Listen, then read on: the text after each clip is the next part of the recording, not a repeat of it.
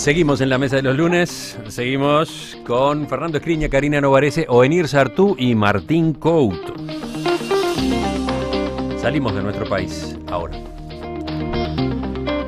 El naufragio más grave de la historia del mar Mediterráneo ocurrió ayer al hundirse un pesquero que transportaba al menos 700 inmigrantes a bordo.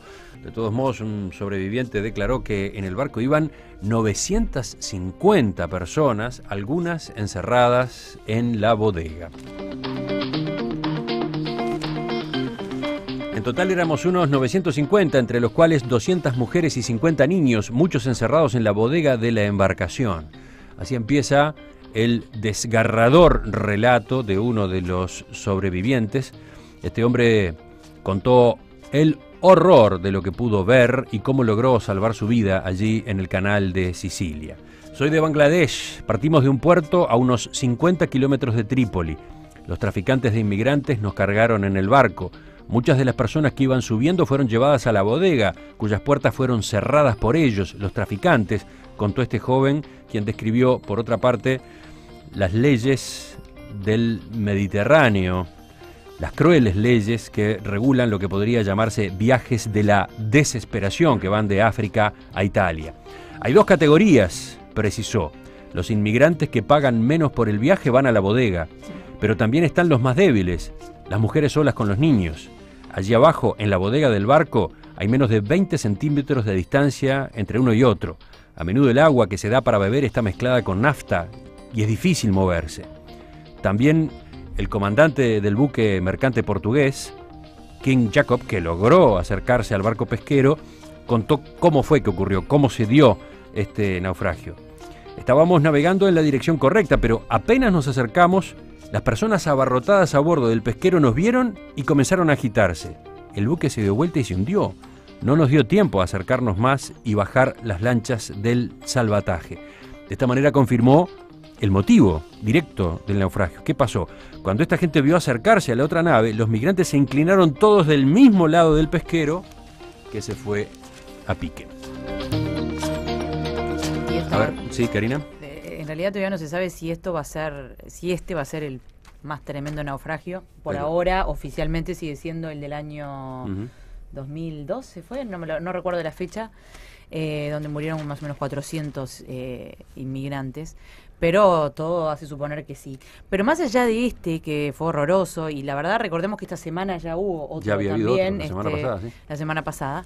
Esto va de la mano de una tendencia espantosa, y es que la gente desesperadamente trata de huir de diferentes horrores, el horror de Siria, el horror de Irán, de Irak particularmente ahora con el Estado Islámico. Algunos de estos inmigrantes eran de Alepo, por ejemplo. Y sobre todo del descontrol que hay en Libia particularmente, donde luego de todo lo que pasó es como tierra de nadie, y entonces allí se empiezan a juntar inmigrantes de diferentes países que tienen la promesa de que alguien los va a pasar a Europa. También esto entre comillas los va a pasar, porque recuerden que en algunos de los casos lo que ocurre es que el barco es un barco viejo, un barco en desuso, que una vez que se lanza al mar, por ejemplo, se queda sin su maquinaria. Son piratas. Se paraliza y ha ocurrido que estos barcos quedan a la deriva, por ejemplo, ¿no? Porque no hay menor interés de quienes lo impulsaron de que ese barco efectivamente llegue al otro lado. Es un negocio como en algún momento existió en otras partes del mundo, como sigue existiendo, por ejemplo, en México para llevar gente a Estados Unidos. Es traficantes de seres humanos que en vez de ser esclavos como hace 200 años les cobran y les cobran mucho y no se sabe si van a sobrevivir o no. Pero lo importante acá es que qué va a hacer Europa en particular y la comunidad internacional. Recordemos que esto está pasando también porque las fronteras terrestres están casi todas cerradas. De las pocas que permanecen abiertas es Turquía, y Turquía ya no da abasto con la cantidad de refugiados que está recibiendo de Siria. Entonces, el resto de Europa mira hasta que les pelotan la cara este tipo de problemas. Sí, Italia está teniendo que manejarla desde hace sola, tiempo, ¿no? Con Lampedusa y... Sola, y uno de los reclamos es ese, que la Unión Europea vuelva a manejar en conjunto esta situación. Sí, el horror de buscar la libertad, el horror de la guerra. Estas situaciones son más bien parecidas a las de la Segunda Guerra Mundial, en el sentido que no es el escaparse de un país por dificultades económicas o de otra naturaleza, es escapar de la muerte, es decir, escapar de lo que se sabe son consecuencias o caminos sin salida. La comunidad internacional tiene una responsabilidad grande en este tema. El punto está en que los caminos para lograr estas soluciones tampoco son fáciles. El problema sirio es un problema de una enorme complejidad y de una enorme gravedad, donde solo opinar sobre él hace que se corra riesgo de caer en un poco lo que hablábamos hace un rato, o estar a favor o en contra de determinados elementos. Yo lo que sí quiero subrayar son los valores de Occidente, los valores de la libertad, los valores del respeto a la diversidad y a los derechos humanos, que eso no existe en los países de los cuales todos estos desgraciados seres humanos tienen que escapar. ¿Y dónde escapan? Escapan para las democracias occidentales, donde las formas protegen las distintas individualidades. Y eso para mí es lo importante y lo que hay que tener en cuenta para juzgar todos estos regímenes opresores. ¿Seguimos? ¿Juanir?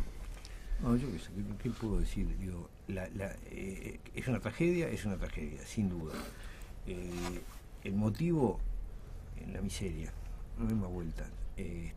Yo no creo que vayan por las democracias occidentales, creo que van porque es donde está la riqueza. Y la riqueza está no precisamente porque sean democráticos esos países, sino porque han tenido un rol dominante imperial en la historia. Pero bueno, y la libertad, la libertad también, ¿no? El futuro, prosperar. Sobrevivir, gente. Quieren sobrevivir, ese es el tema. Van a tratar de poder comer. Esa es la triste realidad. Sí, y lamentablemente en un momento de Europa que no es el mejor, ¿no? Sí. Pero al lado de lo que tienen atrás, digamos, casi todo es mejor. Se come mejor en libertad, entonces. Me parece bien gráfico claro. Me parece bien gráfico del Estado actual, y me parece un argumento para discrepar con Fernando en cuanto al valor de las democracias occidentales. En el primer tema hablamos de cómo las mayores potencias del mundo se juntan para desregular el tránsito de mercancías. Y ahora estamos hablando de todos los problemas que tiene una persona que está escapando de una situación de guerra para transitar a otro país. Porque además no es solo el problema la situación de guerra, sino es que el problema es que los países europeos, extremadamente restrictivos, no nos olvidemos que tuvimos compatriotas en donde mirábamos en el informativo deportados que quedaban varados días en un aeropuerto y después los devolvían a Uruguay.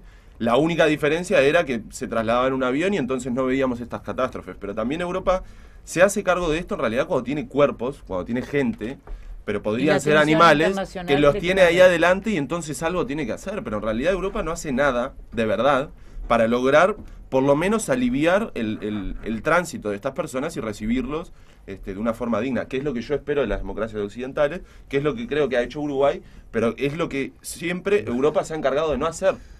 La comparación de Uruguay con Europa en este caso es bastante complicada. Yo estoy de acuerdo contigo que Europa no está haciendo lo que tiene que hacer. A ver, países que por más que estén en cierto estado de crisis siguen siendo países riquísimos. ¿Y qué harías, por ejemplo? Porque, bueno, Martín, para empezar, bueno, yo lo que... Grecia tiene centros de detención para los inmigrantes. No, pero ¿qué harías? Pero ¿Qué tiene que hacer Europa y el pueblo europeo?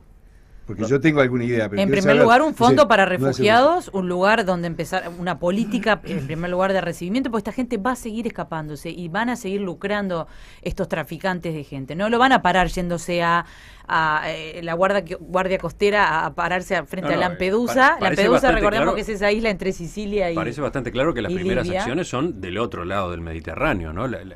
Una de ellas pasa por frenar, contener a esos traficantes, ¿no? Pero sin duda que el asunto es más de fondo todavía. Bueno, ¿no? a eso quería llegar. Es decir, ¿cuál es el problema aquí? ¿Dónde está la raíz del problema? ¿No estará en las tiranías? ¿No estará en los regímenes que no son al estilo de las democracias occidentales y por tanto tienen en su seno la persecución, la discriminación, la muerte, la falta de garantías? ¿No será eso? ¿Por qué no vamos? Porque le terminamos pidiendo entonces a las democracias occidentales que den la solución. Ahora, cuando las democracias occidentales intentan intervenir en esos países donde se producen todos esos vejámenes, donde nadie tiene derechos, porque es la verdad, son matones en el gobierno en muchos casos, además con el dogma religioso de por medio, etcétera, y todos los etcéteras, donde se desconocen los derechos de las mujeres, los derechos más elementales de las democracias occidentales, mal que le pese a los que ponen dudas en la democracia occidental. Entonces, cuando las democracias occidentales van más allá y la Unión Europea dice, bueno, intervengamos en Siria, se comportan como matones. Entonces, claro, igual que el problema que dicen combatir la importancia es de cazar al dragón sin convertirte en dragón, y ese es el drama de las democracias occidentales. Ahora no se puede encarar una emergencia. Esto es una emergencia sin siempre ir a las raíces filosóficas de todo. Estoy de acuerdo que sería fantástico, pero en este momento hay que hacer otra cosa, es ayudar a esta gente, hacer un fondo de dinero, no solamente Europa. Obama lo estuvo hablando el otro día con Italia. Italia lo han dejado más solo que el uno, un país que también está en crisis y que viene desde hace 4 o 5 años invirtiendo millones y millones de dólares para tratar de secar por lo menos lo más humanitariamente que pueda a la gente. El telón Después de fondo, discutiremos qué hacen con ella. Pero el telón de fondo es lo que se llegó a denominar la primavera árabe, ¿no? Que produjo efectos bastante distintos de los que se pensó en un primer momento, ¿no? Sí, primero, yo lo que quería contestar a Fernando es lo siguiente. Fernando, todas las intervenciones que ha hecho Occidente en esos países han sido nefastas, provocan resultados mucho peores. Es decir, esto en buena medida es producto de la situación de Libia, que fue causada por la intervención de Occidente para matar a Gaddafi. Libia igual es el pasaje. Dejemos que hable Guenir, vamos a dejar que hable. Pero lo que quiero decir, vienen de todos lados. No importa, pero lo que quiero decirte es, si tú miras cada una de las intervenciones occidentales en los países donde proviene esta gente, han sido nefastas, han generado situaciones mucho peores que las que había antes de la intervención. Se han transformado en dragón. Sí. Es que fueron como dragón. Ya eran dragón y fueron como dragón. Dragones nacidos en el medio de las democracias. Porque además no van a buscar solucionar el problema, sino que van por intereses económicos. Lo mismo que buscan es de regular los mercados, y cuando no pueden desregularlo intervienen militarmente para conseguir el petróleo, para conseguir contratos de reconstruir lo que acaban de destruir. En fin, yo realmente pedir intervenciones occidentales en esos países, intervenciones militares o políticas, me parece horrible. Creo que sí hay que buscar tener alguna política con respecto a la inmigración. Creo que hay una cosa de que Europa es incoherente. Europa inmigró, invadió, colonizó en todo el mundo. Y ahora, cuando les toca que venga gente a su territorio, adopta una actitud absolutamente cerril, ¿no? De no permitir el ingreso, de establecer campos de concentración para los inmigrantes. Me parece que eso sí habría que cuestionarlo. Digo. De cualquier manera, también tendríamos que preguntarnos, si fuéramos nosotros, quedamos lejos, ¿no? Obviamente que le quedamos lejos a esta gente, para cruzar todo el Atlántico es complicadísimo. Yo no estoy tan segura, no sé quién habló de Uruguay, pero no estoy tan segura que reaccionaríamos bien. Las pocas veces que en Uruguay se ha hablado de algún tipo de masa de inmigración, creo que Mujica alguna vez lo mencionó, por supuesto en sus términos que son un poco vagos a veces, acá a mí me llamó la atención el descontento y el rechazo. Yo creo que Uruguay es mucho menos receptivo y fue mucho menos receptivo, más allá que la gente entró durante el siglo XX Uruguay muchísimo. Otra cosa que los hemos tratado divino a todos. Esos mitos, Karina, se han ido eliminando. Recibirlos bien en términos relativos, comparando la hostilidad extrema con que se recibe a la gente. Los gallegos ahora hay investigaciones históricas que te dicen todo bien, sí, me dejaron entrar, ahora no la pasemos bien, pero, perdón, no nos creamos que somos el paraíso un país de los refugiados. Es un mito. Sí, exacto.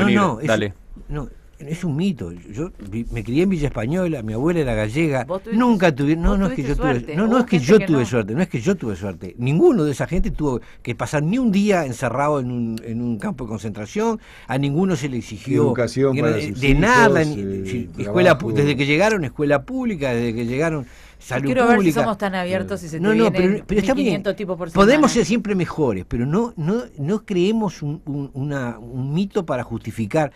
Acá realmente no hubo limitaciones. Nosotros somos, no sé, tres generaciones para atrás. Ninguno de nosotros. No estoy hablando de que no entraron, estoy hablando que sí hubo discriminación. Martín, te dejo así el cierre porque ya estamos con el tiempo cumplido para este tema. Un último apunte. Yo creo que no está bien verlo en términos de la sociedad occidental y los bárbaros que no pertenecen a las democracias occidentales.